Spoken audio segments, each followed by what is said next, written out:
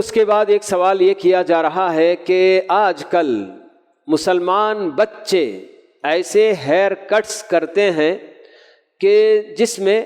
بالکل ایسا معلوم ہوتا ہے کہ وہ ہیئر کٹنگ کی دکان پر جا کر ٹوپی پہن کر بیٹھے رہے، کہ جتنا حصہ نچلا ہوتا ہے بس وہیں تک جو نا کیا ہے وہ مشین چلتی ہے یا کٹ کر دیا، اور اوپر کا سارا حصہ ویسے کا ویسا جھونپڑا باقی رہتا ہے۔ جی تو بالکل میں یہی سمجھتا ہوں کہ شاید وہ ٹوپی پہن کر جا کر بیٹھ جاتے ہیں اور کہتے ہیں کہ بھئی جتنا حصہ نیچے ہے اتنا جو نا کٹ کر دو اور باقی کا چھوڑ دو بول کے۔ تو یہ جو نا واقعی ایسی جو نا ہیئت ہے جس سے پیارے نبی صلی اللہ علیہ وسلم نے ہمیں سختی سے منع فرمایا ہے کہ سر کا کچھ حصہ کاٹ لینا اور کچھ حصہ ویسے ہی چھوڑ دینا، یہ سخت ممنوع ہے۔ تو ہمارے اپنے بچے بس جیسے جیسے آئیڈیل دیکھتے ہیں اور بس دنیا والوں کو جیسے دیکھتے ہیں کہ ہاں صاحب یہ بہت اچھا، جیسے پہننے اوڑھنے میں بھی بہت ساری جو نا کیا ہے کوتاہیاں اور مخالفتیں ہوتی ہیں، تو اسی طرح سے بچے ہمارے اپنے جو نا کیا ہے یہ بال وغیرہ بنانے میں بھی بہت ساری مخالفتیں کرتے ہیں، اور اس میں سب سے اہم ان کے اپنے ماں باپ کا جو نا دوش میں کہوں گا کہ انہوں نے کبھی اپنے بچے کے دماغ میں یہ نہیں ڈالا کہ ایک مسلمان کو کس طرح سے اپنے بال رکھنے چاہیے۔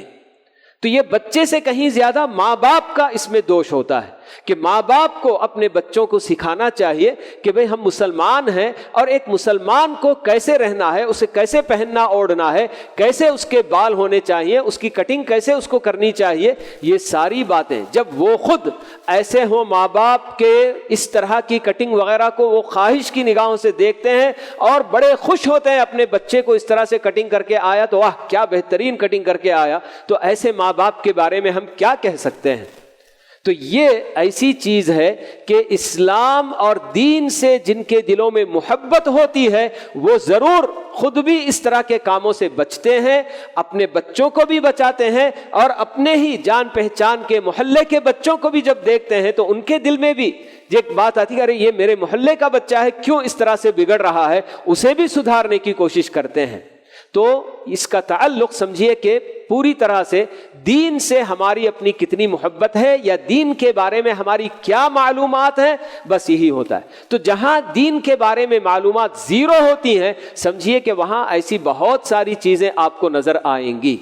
تو یہ مسلمان بچے جو اس طرح کی کٹنگ وغیرہ کر کے جی گھومتے پھرتے ہیں اور بالکل جو ہے کیا ہے ایسے عجیب عجیب جو ہے کہ حرکتیں کرتے رہتے ہیں، کیا کیا جو ہے ان بچوں سے نہیں ہوتی ہیں، بس اللہ تعالیٰ ان بچوں کو بھی نیک ہدایت دے اور ان کے اپنے ماں باپ کو بھی نیک ہدایت دے کہ وہ خود بھی اسلام کو سمجھیں، دین کی طرف آئیں اور اپنے بچوں کو بھی دین کی طرف لانے کی کوشش کریں۔